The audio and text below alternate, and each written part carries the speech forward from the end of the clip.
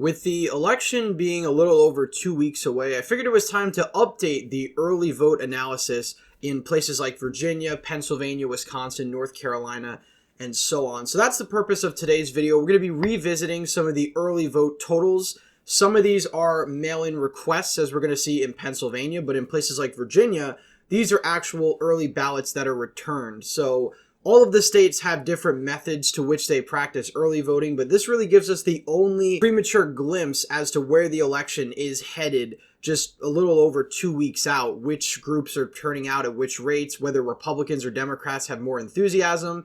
And again, you also have to factor in that this is not the 2020 election. So just because early voting is down compared to 2020 doesn't necessarily mean that there's going to be a significant drop in turnout from 2020 to 2024, because I would suspect a lot of people are going to vote on election day more so than what we saw in 2020 for very obvious reasons. So we're going to get to all of that and more in just a second. But first, if you're new to the channel, please consider subscribing down below and liking this video if you enjoyed. We're going to start off with the state of Virginia. Now, Virginia is not a swing state this election. I want to make that clear. But the reason why I'm so focused on Virginia is because Virginia is a heavily suburban state. And it's also a state that Joe Biden won by 10 points. And then Republicans were able to win statewide just 1 year later. So this is really the quintessential suburban microcosm, and I think it could have broad ramifications around the country. So if we take a look at the early vote data by congressional district, the last time we looked at this map,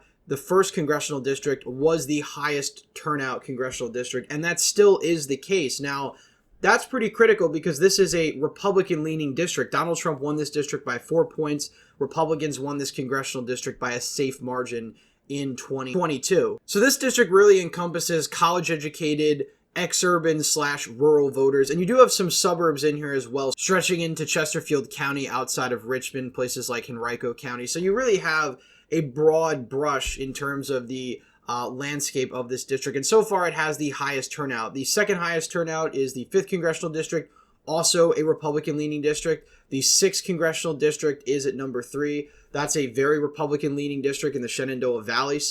So far, the highest turnout districts are in Republican-leaning districts. So certainly not bad news for Republicans. The 7th Congressional District is 4th on this list. This is actually going to be probably the most competitive congressional district in the state. We're actually going to have a separate video to talk about it. That matchup puts up Eugene Vidman, who is a high-profile Democrat, against Republican Derek Anderson.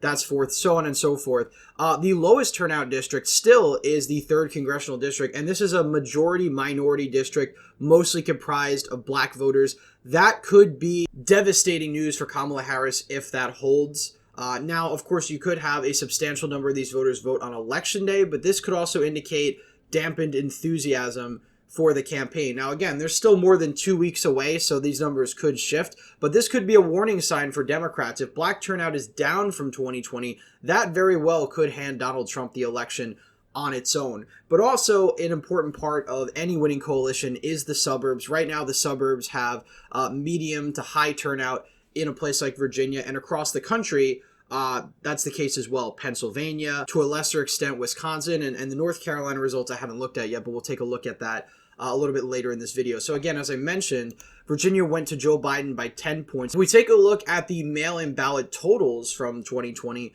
Joe Biden won 65% of this group compared to Donald Trump at just 34%. So if that's any indication, this vote is still going to skew heavily Democratic. Now, in Virginia in particular, you've had people like Glenn Youngkin and other Republicans really pushing this whole secure your vote strategy, which I think has helped bring a lot of low propensity Republicans out. And if that is the case, I would expect Virginia to be a little bit closer than it was in 2020. I don't think Kamala Harris wins Virginia by 10 points. I think it's probably something more in the ballpark of 7 to 8, because I think you're going to see higher turnout and potentially even redder turnout in places like the 9th Congressional District. This district has some of the lowest turnout voting wise in the entire state, and this is also the reddest congressional district by far in the state. So if Republicans juice up turnout here and juice up their margins, that's going to bring the overall statewide margin a bit closer. And you do have places like Fairfax County, for example, that still have surprisingly low turnout compared to what you would think. Again,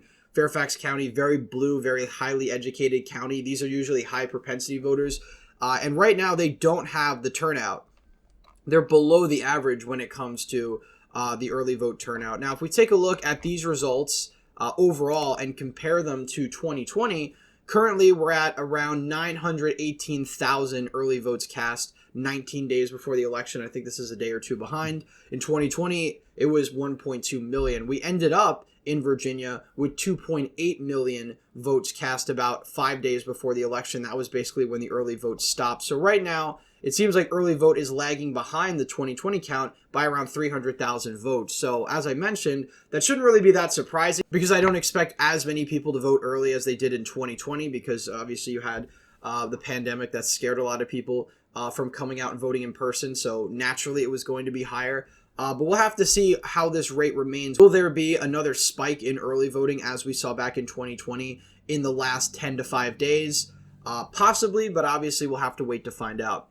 Next, we're going to take a look at Pennsylvania. And Pennsylvania is sort of ground zero for a swing state. You have a very competitive top of the ticket race between Trump and Harris. You also have a super competitive down ballot Senate race. So there is huge implications in turnout in Pennsylvania because this could make or break the Republican or Democrats' chances at the election. So far, Allegheny County is actually leading the state in terms of ballots requested. Now, there's a differential between ballots requested and returns because if we take a look at requests, Allegheny County is still leading in that regard. By party, Allegheny County is also ahead. So that's pretty interesting because Allegheny County has a smaller population than Philadelphia. You only have about 1.2 million people living here. Philadelphia's got about 1.5. So this sort of shows you that you have an energy among Democratic suburbanites in terms of turnout. Philadelphia is number 2, and then number 3 is Montgomery County. Now, if we go back to the 2020 election, Donald Trump lost Allegheny County by 150,000 votes, or about 20 points. He lost Philadelphia 81-18, and he lost Montgomery County 63-36. So those are the margins in the top 3 counties in Pennsylvania in terms of returns. Bucks County is number 4. That's pretty good news for Republicans considering Chester County, I believe, has a slightly smaller population, but is significantly bluer. Again, if we go back to 2020, Chester County voted for Biden by over 17 points. Bucks County only voted for Biden by 4. So Bucks County is number 4 on the list. Chester County is at number 5.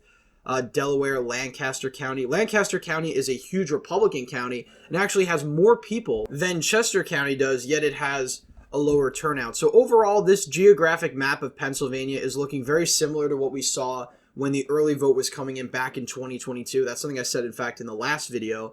But this really goes to show you that Democrats still have a massive, massive edge over Republicans in Pennsylvania. Now, the reason why Democrats have been so successful in winning Pennsylvania in 2020 and 2022 is because they build the so-called firewall, which is a huge Democratic advantage going into Election Day. And I think in 2020, that firewall was over 700,000. In 2022, I believe it was over 500,000. So Democrats have this much of a vote advantage before the election. It makes it incredibly hard for Republicans to catch up. And that's why Democrats have been consistently winning Pennsylvania statewide since 2020. And I suspect if trends continue, that's going to be the case again in 2024. Republicans need to continue to get as many of their voters to vote early as possible because these are more low propensity voters and they're not always guaranteed to show up on Election Day. You know, there was this false premise in 2022 that Republicans were going to overcome the early vote advantage by Democrats by just overwhelming the polls on Election Day, and that just never materialized. And, you know, a presidential election is obviously different than a midterm, but this was also the argument in 2020, and it ultimately fell through. So in a state where the result can be decided by just tens of thousands of votes, every single vote is going to count, and every Republican and every Democrat, which is why turnout among both parties is absolutely critical. If we go to the state of Wisconsin, this is another incredibly important swing state. Now, unlike Pennsylvania, Wisconsin does not register voters by party. Virginia also doesn't register votes by party. That's one of the reasons why I don't really like to use Target Smart. That was a program I used back in 2020, which sort of analyzed the early vote based on registered party and modeled party. But I don't really trust their modeled party that much. Bases the supposed modeled registration based on a number of demographic factors like income, age, so on and so forth. So I don't necessarily think it's totally accurate since those things are constantly changing. Now, so far, 43.5% of mail-in ballots in Wisconsin have been returned. 56% are outstanding. 562,000 were requested. 312,000 were sent out but were not returned yet. 240,000 were returned. Now, the highest rate of returns so far are in rural counties. Marionette County, 1.6 thousand ballots returned. Wood County, 2.8 thousand. And you have Marquette County at 541, which is higher than the rate of mail-ins not returned. Now, what's interesting is that the WOW counties outside of Milwaukee are significantly lagging behind in terms of their per capita return rate. Washington County has only about 5,000 mail-in ballots returned. Waukesha County has 21,000.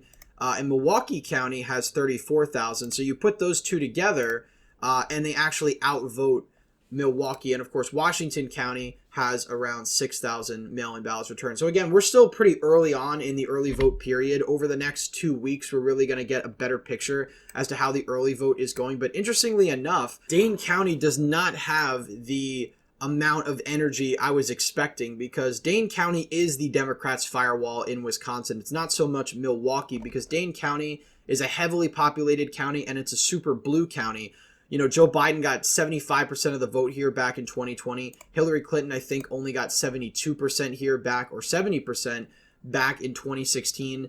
This is really where the Democrats' firewall is at. These are heavily liberal, highly educated college voters. So if turnout is lagging here, that could potentially be disastrous for Democrats, because if the margins in the rest of the counties are about the same as they were in 2020, that would probably indicate a Trump victory. So again, it's very premature, but so far, Madison is not having the turnout I would have expected it to have for a Democratic victory in Wisconsin. Now, if we go to North Carolina, super preliminary result.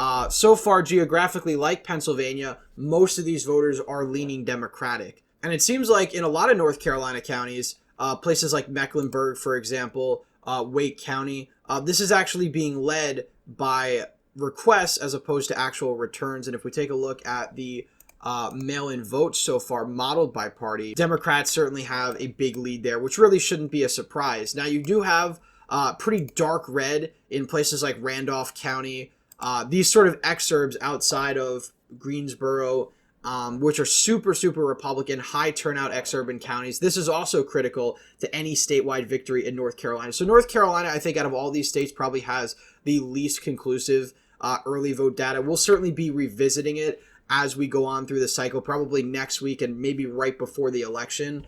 But as of right now, again, really can't decide too much outside of North Carolina.